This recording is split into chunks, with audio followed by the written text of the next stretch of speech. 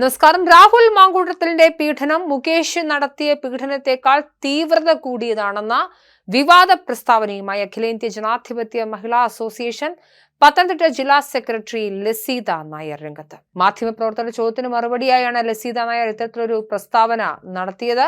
കൃത്യമായ തെളിവുകളും പരാതിയും ഇല്ലാത്തതിനാലാവാം മുകേഷിനെതിരെ പാർട്ടി നടപടി എടുക്കാതിരുന്നതെന്നും, എന്നാൽ അതിതീവ്രമായ പീഡനമാണ് രാഹുൽ മാങ്കൂട്ടത്തിൽ നടത്തിയതെന്നും, എന്നാൽ മുകേഷ് നടത്തിയ പീഡനത്തിന് തീവ്രത കുറഞ്ഞ പീഡനമായതിനാലാകാം നടപടി എടുക്കാതിരുന്നതെന്നുമാണ് ലസീത നായരുടെ ന്യായീകരണം. എന്തായാലും ലസീത നായരുടെ മറുപടി വലിയ വിവാദത്തിലേക്ക് നീങ്ങുകയാണ്. രാഹുൽ മാങ്കൂട്ടം റാസ്പുട്ടിനെ പോലുള്ള ലൈംഗിക കുറ്റവാളിയാണെന്നും അഖിലേന്ത്യാ ജനാധിപത്യ മഹിളാ അസോസിയേഷൻ പത്തനംതിട്ട ജില്ലാ സെക്രട്ടറി പ്രതികരിച്ചു. കേരളത്തിലെ സാധാരണക്കാരായ സ്ത്രീകളുടെ പേടി സ്വപ്നമായി രാഹുൽ മാങ്കൂട്ടം മാറിയെന്നും അഖിലേന്ത്യാ ജനാധിപത്യ മഹിളാ അസോസിയേഷൻ സംയുക്തമായി അറിയിച്ചു.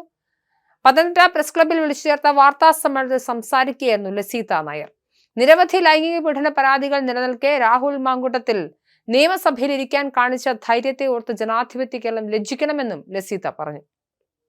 രാഹുൽ മാങ്കൂട്ടത്തിനെ അനുകൂലിച്ച് ശ്രീനാദേവി കുഞ്ഞമ്മയ്ക്ക് കോൺഗ്രസ് സീറ്റ് നൽകിയത് സ്ത്രീ സമൂഹത്തിന് അപമാനകരമാണെന്നും, ശ്രീനാദേവി കുഞ്ഞമ്മയുടെ സ്ഥാനാർത്ഥിത്വം പിൻവലിക്കാൻ കോൺഗ്രസ് തയ്യാറാകണമെന്നും, രാഹുൽ മാങ്കൂട്ടത്തിൽ ഒരു കുറ്റവാളിയായി സമൂഹത്തിൽ ജീവിച്ചിരിക്കാതിരിക്കാനുള്ള നടപടികൾ സ്വീകരിക്കണമെന്നും, രാഹുലിനെ അറസ്റ്റ് ചെയ്ത് ജയിലിലടയ്ക്കും വരെ അഖിലേന്ത്യാ ജനാധിപത്യ മഹിളാ അസോസിയേഷൻ ശക്തമായ സമര പരിപാടികൾ സ്വീകരിക്കുമെന്നുമാണ് ലസീത നായർ പറയുന്നത്. തെളിവുകളും പരാതികളും ഉള്ള ഏതൊരാളിനെതിരെയും പാർട്ടി നടപടിയെടുക്കാറുണ്ട്. അങ്ങനെ വ്യക്തമായ പരാതിയോ തെളിവുകളോ ഇല്ലാത്തതുകൊണ്ടാവാം നിങ്ങൾ പരാമർശിക്കപ്പെട്ടയാൾ ഇപ്പോഴും പുറത്തു നിൽക്കും.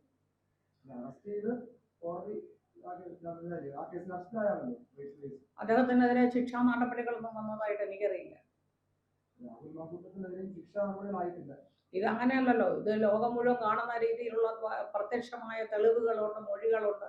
വളരെ പ്രത്യക്ഷത്തിൽ തന്നെ അദ്ദേഹം ലൈംഗിക കുറ്റവാളിയാണ്.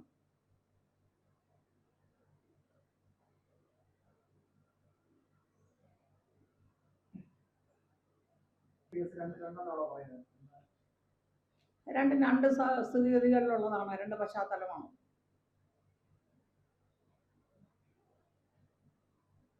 കോൺഗ്രസ് പറയുന്നത് CPM-ൽ ഇത്തരത്തിലുള്ള ഒരു പീഡന പരാതി വന്നാൽ അത് പാർട്ടി കോടതി അന്വേഷിച്ച് നടപടിയെടുക്കുന്നതാണ്. ആ വാർത്ത പോലീസിന് തന്നെ പരാതി കൈമാറിയതാണ്. അത്തരം വാർത്ത ഇന്ന് രാവിലെ ഞാനും കണ്ടു, മാധ്യമങ്ങൾ അത് കണ്ടു. പക്ഷെ അങ്ങനെയല്ല സംഭവിക്കുന്നത്. പരാതി വന്നാൽ പരാതി പോലീസിന് കൈമാറുകയും നിയമപരമായ വഴിയിൽ കൂടി തന്നെ അത് ശിക്ഷ വിധിക്കുകയും ചെയ്യുന്നതാണ്. പാർട്ടി ശിക്ഷ വിധിക്കാറൊന്നുമില്ല. പാർട്ടിയുടെ അന്വേഷണ കമ്മീഷൻ ഈ പീഡനത്തിനൊരു നേരിടുമല്ലോ. ഈ വീര്യം കുറഞ്ഞത്, വീര്യം കൂടിയത്, തീവ്രത കുറഞ്ഞ പീഡനം. ഇത് അതിതീവ്രമായിട്ടുള്ള ഒരു പീഡനമാണല്ലോ രാഹുൽ മാങ്കൂട്ടത്തിൻ്റെത്. അപ്പോ മറ്റേത് തീവ്രത കുറഞ്ഞതായിരിക്കാം എന്ന് ഞാൻ അനുമാനിക്കുന്നു. അത് പീഡനമെന്ന് ഞങ്ങൾ അംഗീകരിച്ചിട്ടില്ലല്ലോ. അതിനകത്ത് എന്തെങ്കിലും കാര്യങ്ങൾ ഉണ്ടായിരുന്നുവെങ്കിൽ തുടർ നടപടികൾ ഉണ്ടായേനെ. അത് ഞങ്ങൾ നിയമത്തിന് വിടുകയാണ്. നിയമം അനുശാസിക്കുന്ന ഏത് കുറ്റവാളിക്കും ഏത് പീഡകനും അർഹമായ വിധത്തിലുള്ള ശിക്ഷ ഉണ്ടാകണം. മുകേഷ് നിയമം അനുശാസിക്കുന്ന ശിക്ഷ പോകാൻ പാർട്ടിക്ക് നടപടിയൊന്നുമില്ല. അങ്ങനെയല്ലല്ലോ. പാർട്ടി ഇത്തരം ഒരു കേസുകളിലും ഇടപെടാറില്ല. അത് നിയമം എന്താണോ അനുശാസിക്കുന്നത് അതനുസരിച്ച് പോകും. നിയമ ശിക്ഷ വിധിച്ചാൽ ഞങ്ങൾ അത് അംഗീകരിക്കുന്നേ. അതിലൊന്നും ഇടപെടാറില്ല. വിധി വരുന്നതിന് മുമ്പ് തന്നെ ഇത് ഇത്രയധികം വന്നപ്പോൾ അദ്ദേഹത്തെ മാറ്റി നിർത്താനുള്ള മര്യാദയെങ്കിലും കോൺഗ്രസ് പാർട്ടി കാണിക്കണമായിരുന്നു.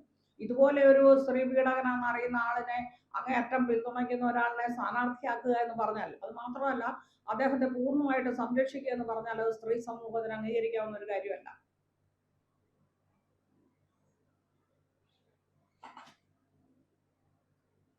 സമരത്തിന് ഞങ്ങളുടെ സംസ്ഥാന സെക്രട്ടറി CS സുജാത, അതുപോലെ തന്നെ ഞങ്ങളുടെ ദേശീയ നേതാവ് ശ്രീമതി ടീച്ചറൊക്കെ ആഹ്വാനം ചെയ്തു കഴിഞ്ഞു.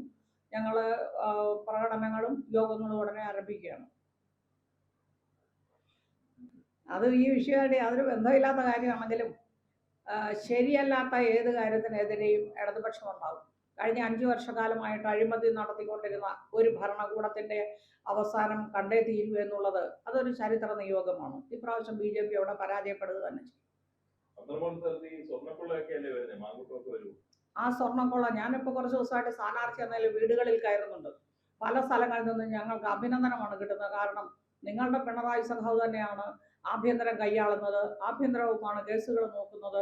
പത്മകുമാറിനെ പോലെ പാർട്ടിയുടെ മുൻനിരയിലുള്ള ഒരു നേതാവിനെ അറസ്റ്റ് ചെയ്യുകയും ഒരു അഴിമതിയും ഇല്ലാത്ത രീതിയിൽ സുതാര്യമായിട്ട് അദ്ദേഹത്തിനെതിരെ നടപടികൾ കൈക്കൊള്ളുകയും അദ്ദേഹത്തെ ജയിലിൽ അടയ്ക്കുകയും ഒക്കെ ചെയ്തതുകൊണ്ട് നിങ്ങൾ ഈ കേസിൽ അങ്ങേയറ്റം സംശുദ്ധനാണെന്നാണ് ജനങ്ങൾ പറയുന്നത്. ഞങ്ങളെ ജനം അംഗീകരിക്കുന്നുണ്ട്. ഉപ്പ് തിന്നവർ വെള്ളം കുടിച്ചോട്ടെ എന്ന് തന്നെയാണ് പാർട്ടിയുടെ സംസ്ഥാന സെക്രട്ടറി പോലും പറഞ്ഞത്.